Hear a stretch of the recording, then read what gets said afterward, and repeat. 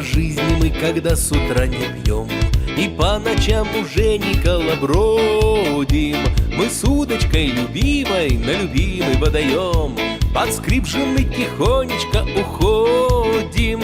Природа, мать твою, красу над гладью голубой постигнешь только чистым добрым сердцем. Быть рыбаком по жизни сможет вовсе не любой, сказал старик, живущий по соседству. Бывают рыбаки двух видов, их различит любой дурак. С электроудочкой ты пидор, с обычной удочкой рыбак. С электроудочкой ты пидор, с обычной удочкой рыбак. Закинешь в воду редкую и дорогую снасть, и как и в жизни ждешь, чтоб подфартило.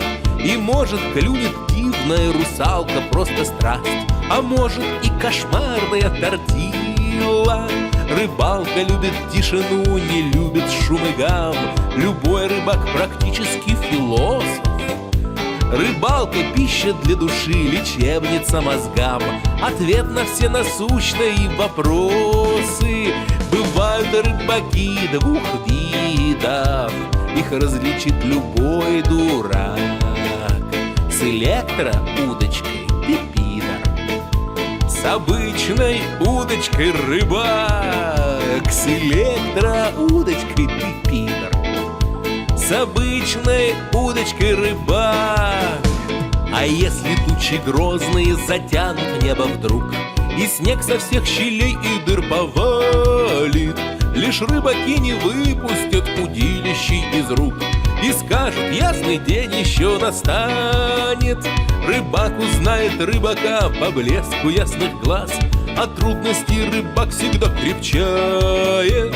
Когда мы говорим друзьям: жизнь клевая у нас, то это клев хороший означает.